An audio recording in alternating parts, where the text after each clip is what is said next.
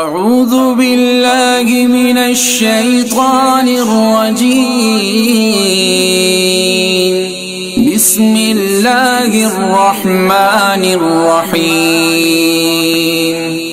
وإلهكم إله واحد لا إله إلا هو الرحمن الرحيم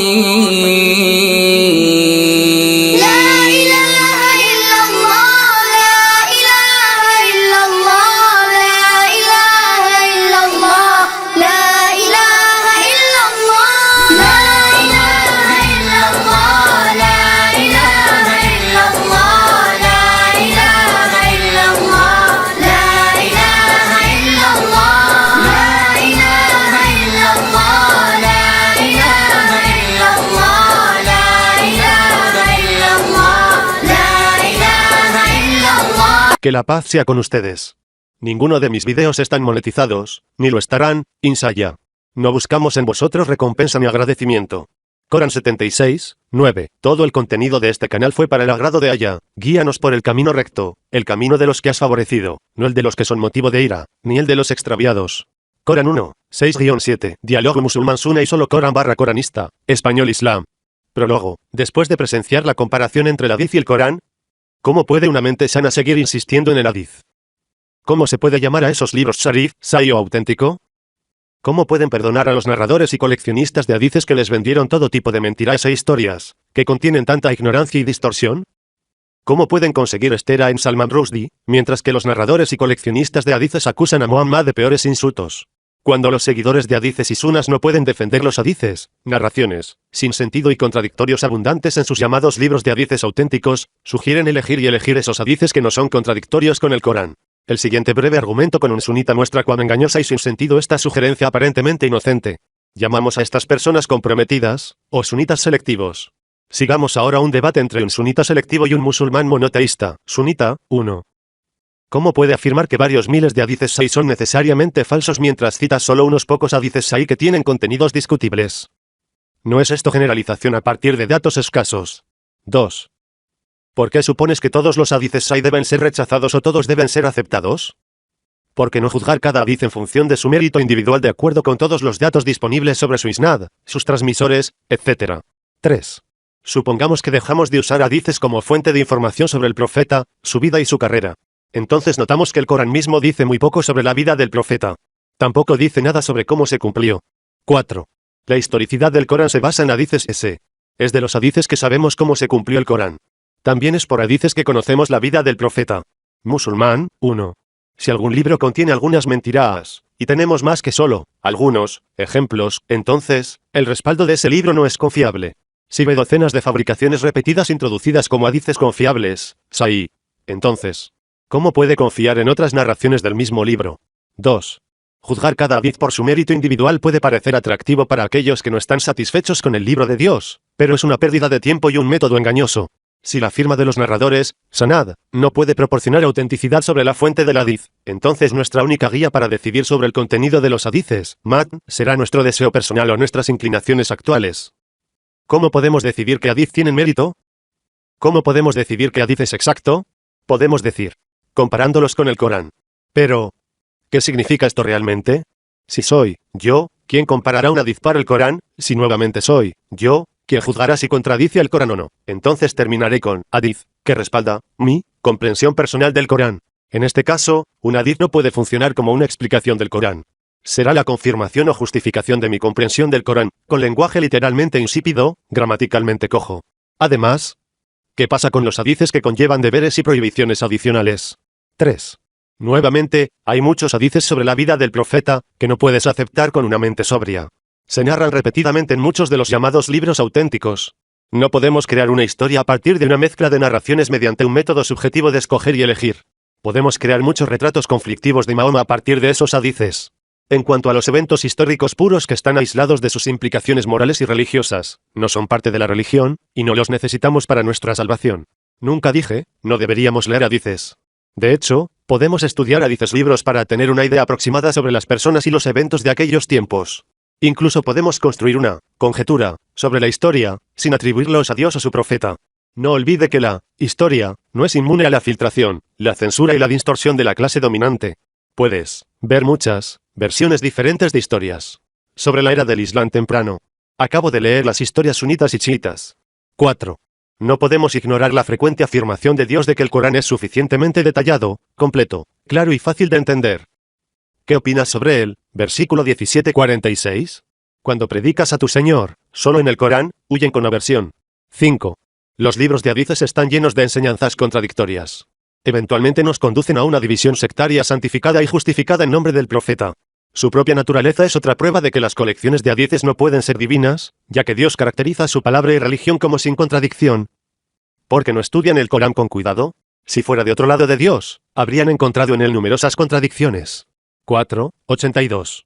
Este versículo refuta claramente el argumento tradicional de que los libros de hadices contienen otras revelaciones además del Corán, ya que los seguidores de Hadith y Sunna atribuyen erróneamente versos sobre el Corán a Hadith, tales como: tu amigo, Muhammad, no se extravía, ni es engañado. Tampoco está hablando por deseo personal.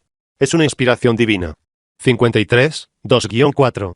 Además, los versículos 39, 27-28 describen el Corán y el siguiente versículo para distinguir la enseñanza divina de otras enseñanzas. Dios cita el ejemplo de un hombre que trata con socios en disputa, en comparación con un hombre que trata con un solo hombre. ¿Son lo mismo? Alabado sea Dios, la mayoría de ellos no lo saben. 39:29. Obviamente, los narradores y colecciones de hadices son socios en disputa, mientras que el Corán es una fuente constante. 6. Nuestra convicción con respecto a la divinidad del Corán e incluso su protección no proviene de nuestra confianza en el número de personas, sino de la evidencia contenida en el libro, que es otro número, un número que no es apreciado por quienes determinan la verdad basada en el número de cabezas con turbantes. Te preguntas sobre ese número. Ver 74:30. 7. Rechazamos a Hadith porque respetamos a Mahoma. A ninguna persona sólida le gustaría tener personas nacidas varios siglos después de que deambulan por la tierra y recogen rumores atribuidos a él. Además, si Muhammad y sus partidarios realmente creían que el Corán no era suficiente como guía, un libro ambiguo carecía de detalles, entonces, seguramente serían los primeros en escribirlos y recopilarlos en los libros. Después de todo, sus números estaban en cientos de miles y tenían mucha riqueza. Podrían permitirse un poco de tinta, papel de papiro o cuero, y algunas células cerebrales, para una tarea tan importante. No lo dejarían a un tipo del lejano Bukhara o de su especie, más de 200 años para recolectar hadices en una tierra empapada de sangre debido a las guerras sectarias.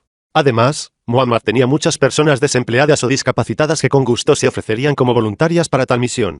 La excusa tradicional fabricada para el profeta Mahoma y sus partidarios es absurda. Supuestamente, Muhammad y sus seguidores temían que la gente mezclara el Corán con hadices. Esto no tiene sentido. Eran lo suficientemente inteligentes como para distinguir a ambos, y había suficientes personas para seguirles la pista. Además, son los seguidores de hadices y sunna quienes afirman que el Corán fue un milagro literario. Si su afirmación de milagro literario fuera cierta, entonces sería mucho más fácil separar los versos del Corán del hadith. Asumamos que realmente no podían distinguir el texto del Corán de las palabras de Mahoma, entonces no podían simplemente marcar las páginas de las escrituras con la letra Q para el Corán y la letra H para hadith, o dejar que algunos registraran solo el Corán, o simplemente codificar por color sus cubiertas. O asignar cuero para el Corán y papel para hadices, o viceversa. Podrían encontrar muchas maneras de mantener diferentes libros separados entre sí. No necesitaban estudiar ciencias de cohetes ni tener tecnología informática para realizar esa tarea primitiva. Los recolectores de hadices deseaban que la gente aceptara su afirmación de que Mahoma y sus partidarios no tenían tinta, papel o cuero, mente y cuidado para recolectar hadices antes que ellos. ¿No es de extrañar? Bueno, lo más probable es que Muhammad temiera que la gente mezcle sus palabras con el Corán. No es la forma primitiva que representan los sunitas y los chiitas, ya que, como señalamos, había muchas maneras de eliminar esa preocupación. Pero la verdadera preocupación de Mahoma era diferente. Debido a las advertencias del Corán, temía que los musulmanes siguieran los pasos de los judíos y crearan su propia Misna, Gomorra y Talmud. El hadith sería considerado como una autoridad, como otra fuente además del Corán, lo que lo asociaría como socio de Dios. Irónicamente, los seguidores de hadith y sunna lograron exactamente eso. No necesitaban publicar el texto del hadith junto con el Corán, aunque lo han hecho en muchos comentarios, lo han estado haciendo peor. Aunque por lo general han mantenido el hadith separado del Corán físicamente, en lo que respecta a la orientación y la autoridad religiosa, lo mezclan con el Corán. Peor aún, hacen que la comprensión del Corán dependa de la comprensión del hadith, elevando así el hadith a una posición de autoridad sobre el Corán. Por lo tanto, si de hecho Muhammad estaba preocupado porque la gente mezcle sus palabras con el Corán, los seguidores de Hadith demostraron que sus preocupaciones eran correctas. Siglos después de él, no solo mezclaron sus palabras con el Corán, sino que mezclaron miles de fabricación y tonterías atribuidas a él. Punto. Ver 25, 30, 59, 7, 8. Dame solo un hadith, que creas que es necesario para mi salvación además del Corán. Si no está listo para discutir la necesidad y la precisión de un solo hadith, entonces invite a las personas a hadith y sunna. Más discusión. Suní, la recopilación obligatoria de testimonios de cualquier tribunal seguramente contiene algunas mentiras y algunos errores. La fiabilidad de cualquier pieza de evidencia sigue siendo discutible. Cuando los narradores estén de acuerdo, donde no haya un conflicto irreconciliable con el Corán, donde el hadith no sea ofensivo para el tawhid, etc., podemos estar justificados al aceptarlo como confiable. Y si un coleccionista recolecta 1000 hadith y comete algunos errores, tampoco debe ser condenado como poco confiable. Musulmán, ni una sola corte aceptará el testimonio de Bukhari, quien recolectó hadices contradictorios sobre el profeta Muhammad, narrados de generación en generación 200 años después de su partida.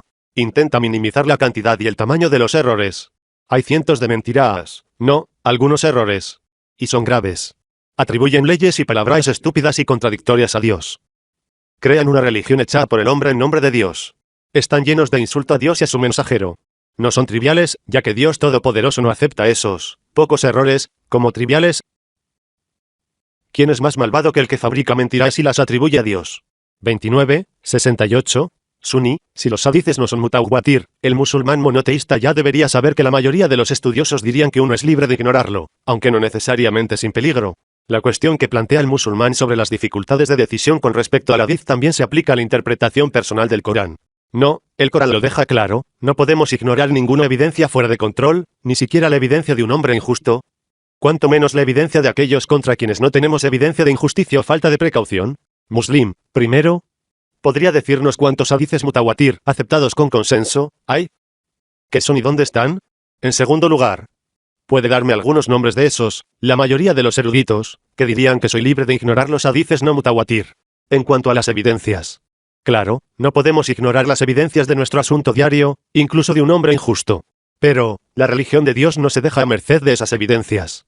Dios explicó y detalló suficientemente su religión en su libro, que se describe como completo, detallado y perfecto. No contiene ninguna duda. Además, Dios prometió preservarlo. Y lo hizo con un sistema matemático único que los hipócritas y los incrédulos no pueden ver. Suní, he respondido a The Muslim sobre varios de estos hadices. Ciertamente, personalmente tengo problemas con ciertos hadices, sin embargo, siempre debo preguntarme si es mi propia opinión la que está equivocada, más que el hadith. Quizás hay algo en lo que no he pensado. Por ejemplo, hay un hadith, que a The Muslim le encanta mencionar que beber orina de camello, que parece creer, es particularmente ridículo. ¿Basa esto en un estudio científico de las virtudes de beber orina de camello? Yo creo que no. Tampoco menciona que los pueblos nómadas, no solo los árabes sino también los incluidos, a menudo consumen los productos de desecho de sus animales.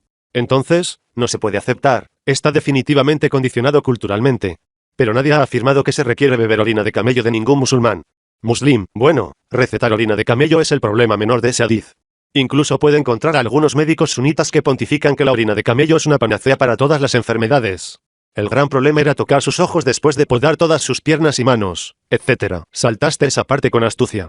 Suní, el musulmán confunde hadith y sunna.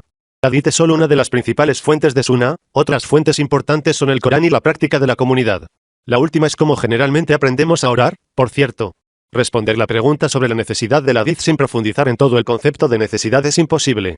Pero responderé de esta manera, si un hadith transmite una sabiduría necesaria en una situación particular, y uno se aleja de esa sabiduría simplemente porque era un hadith, y no alguna otra modalidad preferida, entonces uno se vuelve culpable por no actuar correctamente en la situación. Esto podría, de hecho, conducir al fuego del infierno. Por supuesto, lo mismo es cierto del Corán, o incluso la predicación de un cristiano. Muslim, si crees que alguien está equivocado e incluso está equivocado debido a su rechazo al hadith y esa persona te reta con esa pregunta que no respondes como lo hiciste anteriormente. No respondiste o no pudiste responder a mi desafío. Responder preguntas no es un acto de escribir líneas irrelevantes después de la pregunta. Por favor, ven al punto. Subhanallah, Subhanallah, Subhanallah, Subhanallah, Alhamdulillah, Alhamdulillah, Alhamdulillah, Alhamdulillah.